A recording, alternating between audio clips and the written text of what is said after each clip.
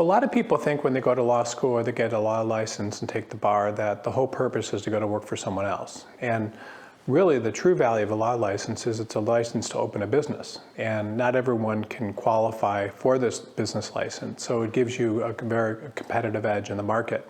So the value of passing the bar really isn't just that you can go to work for someone else. It's actually that you can open your own business.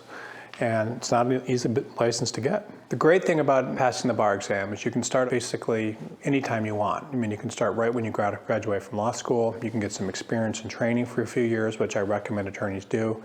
Or you can start after several years of practice. Many attorneys practice for 20, 30 years for law firms, for the government, and other places, and then they come back and start their own solo practice later. I've seen solo attorneys that started their practice right when they graduated from law school and passed the bar and succeeded at it. I know of one solo practitioner that graduated, I think he was in like the top 5 students of his class from a top 10 law school, and decided to start his own solo practice and did very well. And I've seen attorneys from major law firms get 2, 3, 4 years of experience and start their solo practice after that. And I've seen attorneys with even more experience from large and small firms start their own solo practice. So anyone can do it. The first reason I think that an attorney would be wise starting their own solo practice is because you get control over your own destiny. The problem with working in major law firms, actually in any law firm or any corporation or anything, is that you don't have control over your own destiny. I was talking to an attorney the other day who's been at the same firm for 13 or 14 years. And she was up for partner, and she was told that the reason they weren't making her partner was because 10 years ago she had told someone she was too busy to do an assignment for them.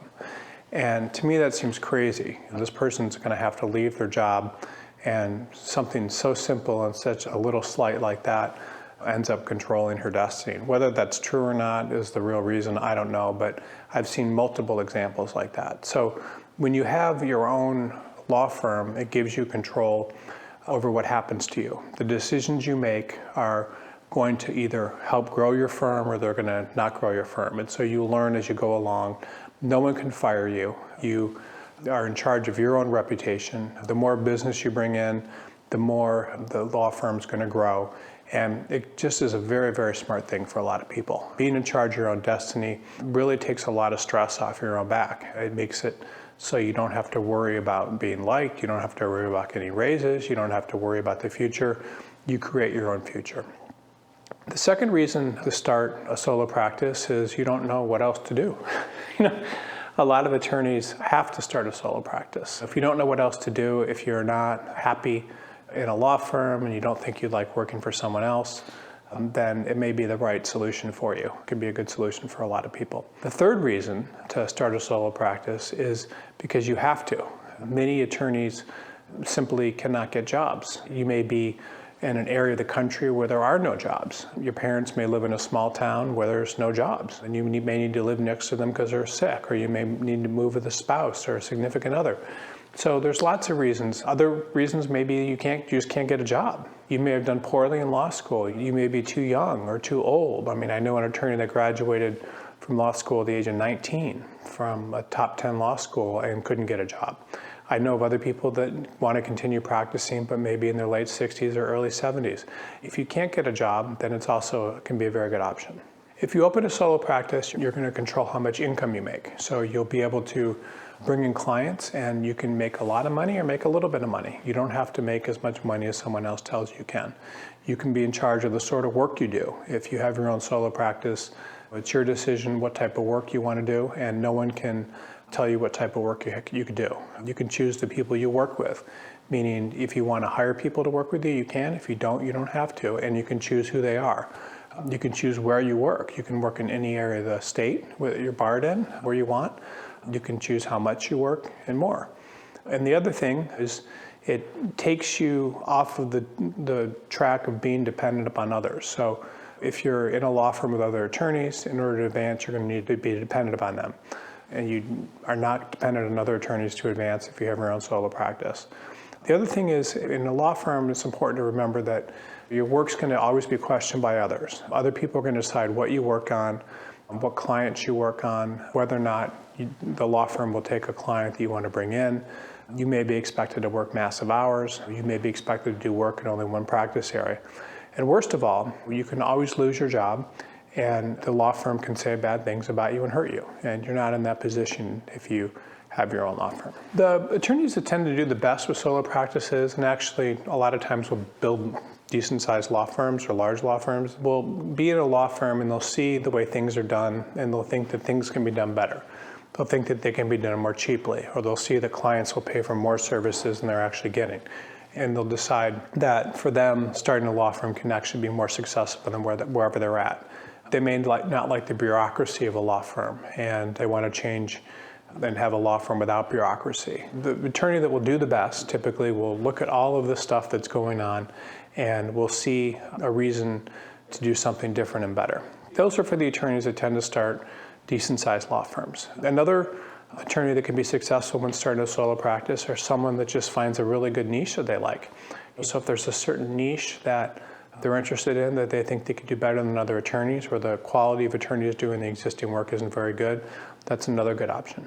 Typically the best reason to open solo practice is just because you want to. You know deep down that it's something that interests you. And attorneys that are going to be good at solo practices typically will formulate the idea and they'll think about having a solo practice and they'll be constantly interested in that as opposed to thinking about other ideas. An attorney that's not a good fit for solo practice would be someone who's thinking about a solo practice but also thinking about 5 or 6 other types of jobs and is equally enthusiastic about those other things compared to having a solo practice. So if you're very enthusiastic about having a solo practice, then it's probably a really good thing for you. And if you think you can do better in a solo practice than you're doing wherever you are, financially and then also spiritually in terms of how you feel about your job, you're much more likely to do better. The attorneys that feel like they have to start a solo practice typically will do so because they can't get a job or the jobs in their area are undesirable. I gave the example of the remote area. There's lots of remote areas. There's areas of California like where there's an attorney like every 50 miles, and those 2 attorneys kind of go to the same court, and one of them takes cases and the other takes cases, and there's attorneys like that are solo practices. We actually got a call from one a couple of years ago, and he wanted to hire his replacement to do the job in the remote area of California. Attorneys can be too old. A lot of times attorneys are just misfits. They may not fit in a legal environment. So if you do it that way, it could be your best and only option. They may be confused. They may know that they don't want to work in a law firm. They may know that they don't want to work in a house and for the government. They may just have a law degree and not that committed to doing much of anything, but they know that they want to keep practicing, and so they'll start solo practices. And I've seen people do that, and incredibly, the solo practice takes off. There's some major drawbacks of opening a solo practice, and the first one is you need to get your own work. So that means you need to market yourself, you need to market what you're doing, and you need people to give you work. And not everybody's suited for that. Attorneys tend to be very cerebral and good students and not necessarily marketers. So if you're going to start your own practice, you better know how you're going to get work. And it can't be just like, my uncle's going to give me cases, or I'm going to get cases from this one place. You need to have a very good source of work that continually comes to you. So you need to have a steady source of work coming to you. The other thing about having your own solo practice is you may need to start managing people. So you'll need to hire people. And if you have to hire people, you're going to have to assume responsibility for paying them and bringing in work and making sure that they're productive. You may need to get office space and order supplies from online and so forth, and have those delivered. And while it's not a big deal, that can be distracting. The other thing about being a solo practitioner is a lot of people become very good at what they do by being surrounded by a lot of other people. When you're around other people, they can give you input and give you ideas, and they can keep you motivated and on your toes. There's a story about Frank Lloyd Wright, who moved to Wisconsin to work on a project, and he was there for several years. I believe it was 7 years.